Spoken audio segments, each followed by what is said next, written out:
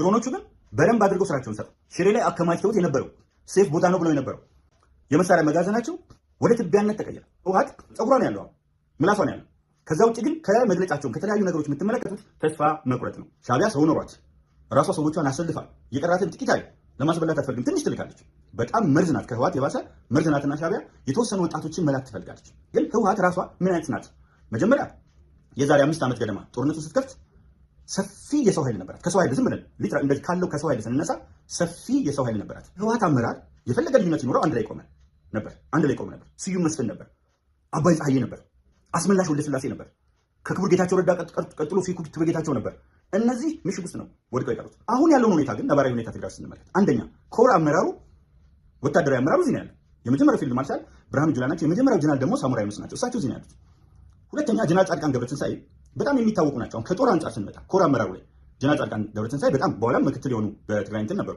እንውሰድ ጀነራል ዮሐንስ ገብረ መስቀል አሉ። ሌሎች ጀነራሎች አሉ። አንድ ዋናው የሆነ ኮር ወታደራዊ አመራሩ በዚህ በኩል ነው ያለው።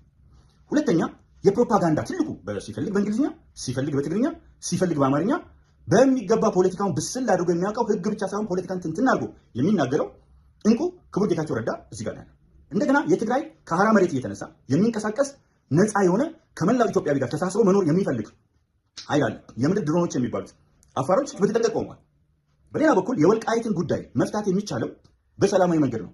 የተከዜ ዘብም ሆነ ወልቃይት አካባቢ 27 ዓመት በቋንቋው እንዳያለቅስ ተውት፣ መማር ምናምን አይታሰብም። እናቱ ሞታ በቋንቋው እንዳያለቅስ ሲከለከል የነበረ 27 ዓመት የደረሰበትን ግፍ ስለሚያውቅ ሁላችሁም ስለምታውቁ በዛ በኩል ያለው ኃይል በፊትም ማለፍ አልቻሉም። ዛሬ ማለት ነግሬያቸዋለሁ። እኔም ነበርኩ። በ300 ሜትር ርቀት ላይ ተፋጠን ነበር። አንድ እርምጃ መራመድ አልቻሉም።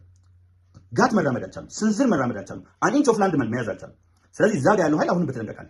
ራያ በተመሳሳይ ልክ እንደ ኢትዮጵያ ህዝብ ሆኖ ግን በተለየ ወልቃይትና ራያ የነበረባቸውን የማንነት መደፈቅ የመሬት የምናምን ጉዳይ አይደለም፣ የማንነት መደፍጠጥ ስለሚያዩ ራያዎች በዛ በኩል ሌላ ዝግጅት አድርገዋል። ስለዚህ አሁን ይህንን አጠቃላይ ሁኔታ እንመልከትና እዚሁ ጋር የኢትዮጵያን ኃይል ደግሞ እንመልከት። የኢትዮጵያ ኃይል አንደኛ በዲፕሎማሲው ዛሬ ኢትዮጵያ ከብዙ ሀገሮች ጋር ከብሪክስ እንደ ድሮ ሱፐር ፓወር ተብሎ አሜሪካ ብቻዋን ያለችበት አይደለም። የኢራን ጦርነት አለ። አሜሪካና ኢራን በደንብ አድርጋ ማንነቷን ያሳየችበት ጦርነት ነው። እዛ ውስጥ መግባት አልፈልግም። ነገር ግን አንደኛ ብሪክስ አለ፣ ቻይና፣ ረሽያ ምናምን ወዘተርፈ ሁልጊዜ እነሱ የሚደግፏቸው ፓርቲዎች እየተጎዱ እነሱ ላይ ሰው ትረስት እያጣ ወደ አንድ ሱፐር ፓወር የሚመለከትበት ዘመን አክትሟል። ከፈረንሳይ ጋር፣ ከጣሊያን ጋር፣ ከቱርክ ጋር፣ ከህንድ ጋር ወዘተርፈ ያለን ግንኙነት እጅግ በጣም የተጠናከረበት ኃይል ነው። ከውጭው ኃይል ይልቅ ደግሞ የውስጡ ኃይል ከባድ ነው። የውስጡ ኃይል የደረጀ መንግስት እንዲኖር 54 ሚሊዮን ሰላማዊ በሆነ መንገድ የተመዘገበው ከሱ በስተጀርባ ቤተሰቡን ከሱ በስተጀርባ ያለውን ኃይል ስትመለከቱ በኢትዮጵያ በኩል ህዝቡ ዝግጁ ነው። መከላከያ ሰራዊታችን የሀገራችን የ80 ብሔረሰብ ክንድ መገለጫ ከምንም ነገር በላይ የተደራጀ ነው። መከላከያ ሰራዊታችን ኤሊት ሰራዊት ነው። የልዩ ዘመቻዎች እዝ፣ የሪፐብሊካን ጋርድ፣ የኮማንዶ ጦር፣ አጠቃላይ የምድር ኃይሉ ያለው ተነሳሽነትና ዝግጁነት ያኔ በ2 ሳምንት እንዲህ ሳይደራጅ ከምዕራብ ከምስራቅ ከደቡብ ድንበር እየተጠበቀ ከማዕከል ጥቂት ኃይል ሄዶ በ2 ሳምንት ነው መቀሌ መድረስ ይቻላል። አሁን ያለው ኃይል ግን አደረጃጀት እንደሱ አይደለም። አየር ኃይሉ ድሮ የነበሩት ጥቂት ነገሮች ናቸው። በነዛ ነው ያንን ድል የሰራው። አሁን ግን ራሱ አምርቶ ጭራሽ ኤክስፖርት ወደ ማድረግ ከባድ መሳሪያም ድሮንም ጀት ማቀሉ አይነገርም።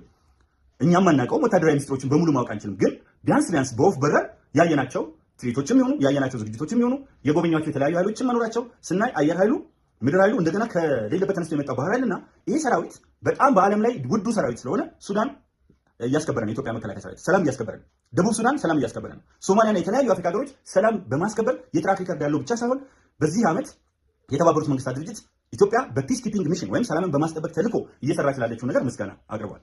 ስለዚህ እነዚህን አጠቃላይ ሁኔታ ስትመለከቱ ህወሓትን እንደ ድሮ ጠንካራ አድርጎ ሊያስነሳት የሚችል አይደለም። ሌላው ህወሓት የምትመዘው አጀንዳ የመገንጠል አጀንዳ ነው። እንገነጠላለን እየደጋገሙ ልክ በተመቱ ቁጥር ራሳቸው ፈልገው ሲወቁ እንገነጠላለን ይላሉ። እኔ እዚህ ጋር አንድ ጥያቄ ላንሳላችሁ። የመገንጠል አጀንዳ እንደው ሰው ያበራሽን ጠባይ ሳያየ በሳት አይጫወትም። ኤርትራ እኮ ተፈናጅራ ተገንጥላለች። ዋናውን ሚና እናንተ ተጫውታችሁ፣ ህወሓቶች ተጫውታችሁ። የኤርትራ መገንጠል እውን የሆነው በህወሓት ነው። ህወሓት ኢትዮጵያን ትመራ ነበር። አይ ስትፈልጉ ተገንጠሉ፣ ስትፈልጉ ሂዱ፣ እውቅና ግን አልሰጥም ብትል ኖሮ ልክ እንደ ሶማሊላንድ ነበረ የምትሆነው ኤርትራ። ሶማሊላንድን እኮ የሶማሊያ መንግስት እየወደቀም ቢሆን እውቅና አልሰጥም ስላለ ነው። ሀገሩን ሶማሊያ አንድ ላይ ኢንተግሬት አድርጎ መያዝ ስለሚፈልግ ያለውን ማቆየት ስለሚፈልግ እሱን አለ። እናንተ ግን ወዲያውኑ እንትን አላችሁ። ስለዚህ ምንድን ነው የተረፈላቸው? የትግራይ ህዝብ አይፈልጋችሁም። በእርግጠኝነት ልንገራችሁ፣ ከኢሳያስ ተምሯል። ኢሳያስ ምን አይነት አምባገነን እንደሆነ 35 ዓመት በስልጣን ላይ ተቀምጦ 35 የቁልቁለት ዓመታት እንዳደረገ አይተዋል። ኤርትራ ለስደት ነው የዳረገው፣ ለእልቂት ነው የዳረገው። ወጣት የሌለበት ሀገር ነው የፈጠረው። ሳዋ ያለ ዩኒቨርሲቲ አይደለም፣ የማዕድን አይደለም፣ ቱሪዝም አይደለም፣ ኮንስትራክሽን አይደለም፣ ግብርና አይደለም፣ የተለያዩ 22 በላይ ሴክተሮች አይደለም።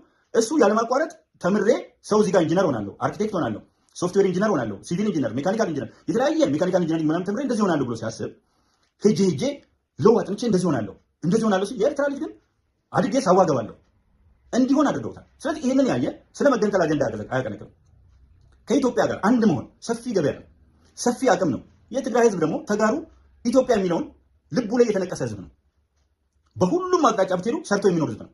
ከኢትዮጵያን ጋር በጋብቻ ጸንቶ በአንድነት በርትቶ በታሪኩ ከብሮ የትግል ታሪክ የትኛውም ከኢትዮጵያ ታሪክ ጋር የትግል ታሪክ ጋር የተለያየ አይደለም። ክሬዲት በሚሰጠው ክሬዲት ሰጠን። አሁን እኮ ወደ ብሔራዊ ውይይት በደንብ አድርገን ስንገባ ክሬዲት የሚሰጣቸው ጉዳዮች ክሬዲት እየተሰጣቸው ይሄዳሉ። አንድነታችን እየጠነከረ ይመጣል። ስለዚህ አሁን የምናየው ነገር በጣም የመገንጠል አጀንዳን አንስቶ ጽምዶን እንደ አቅም መፍጠር። አሁን እውነት ከኢትዮጵያ ህዝብ ጋር ህወሓት የትግራይን ህዝብ ማኖር አቅቶት ከኤርትራ ህዝብ ጋር ሁለቱ ሻዕቢያና ህወሓት እንደው ጥምረት ይፍጠሩ፣ ጽምዶ ይፍጠሩ ብንል፣ ሀገር ይፍጠሩ ብንል መኖር ይቻላል? ሪል እውነት ለመናገር እዚህም እንዲህ በጣም ተገምደን አብረን ኖረን የተለያየ ነገር ቋንቋ እንዳትሉኝ፣ ቋንቋ ሶማሌዎችን በላይ ማስረጃ ያለን ሶማሊያ ውስጥ ያሉ ሶማሌዎች አንድ ቋንቋ ነው የሚናገሩት፣ አንድ ሃይማኖት ነው የሚናገሩት። አንድ አካል አድርጋቸው ትግራይ ውስጥ የተፈጠረውን ስሜትና ኤርትራ ውስጥ የተፈጠረውን ስሜት እርስ በርስ የመናናቅ ከሀዲ ጀምሮ ታውት እዛ ውስጥ አንድ ግባ ስለምንተዋወቅ ማለት ነው።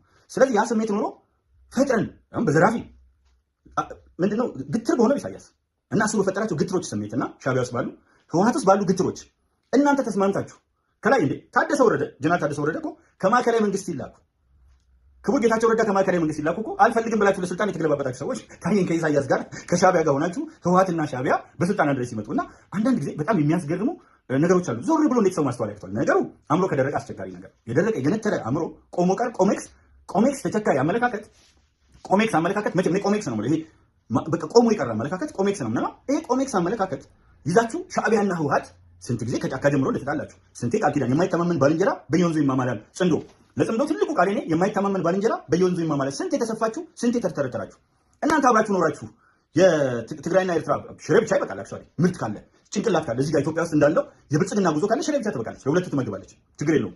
ግን እንዴት አይነት ኑሮ ነው እንደው ይፈቀድ ቢባል አይደለም። ኢትዮጵያ መቼም አትፈቅድም። ትልቁ አሪፉ ነገር ምን መሰላችሁ? እዛ ጋር ሶማሊላንድ ትፈቅዳለች፣ እዚህ ጋር ሊገንጠል ብትል ኢትዮጵያ አትፈቅድም። ኢትዮጵያ ካልፈቀደች ዓለም እንትን አይደለም፣ እየተደራጀን እየቀጠቀጥን እንኖራለን። ወታደራዊ ካምፖች ሌላ አይደለም። የፈለገ ሀገሩን የፈለገውን የኢትዮጵያ አየር ኃይል፣ የኢትዮጵያ ምድር ኃይል፣ የኢትዮጵያ ህዝብ ይታወቃል። የኢትዮጵያ ህዝብ ስል እዛ ውስጥ ትግራይ አለ። ትግራዋዩ መጀመሪያ ገልብጠው ነበር በአፍጢማችሁ የሚደፋቸው። ምክንያቱም ከኢትዮጵያዊነት ውጪ ትግራዋይ አስቦ አያውቅም። እንዴ አካሉ እኮ እዚህ አለ። አዳማ ብትሄዱ፣ ባህር ዳር ብትሄዱ፣ ጎንደር ብትሄዱ፣ ስርዓት ኢትዮጵያ እስከ ነገሌ ቦረና፣ ሞያሌ፣ ጋምቤላ፣ ሀረር በሁሉም አቅጣጫ ትግራዋይ አለ፣ ተጋሩ አለ። ስለዚህ እንደ በፊቱ ጥርስ እየተነቃቀልን ከዚህ ወደዛ ከዛ ወዲህ እንምጣ ለኤርትራ አይፈልገውም ጭራሽ።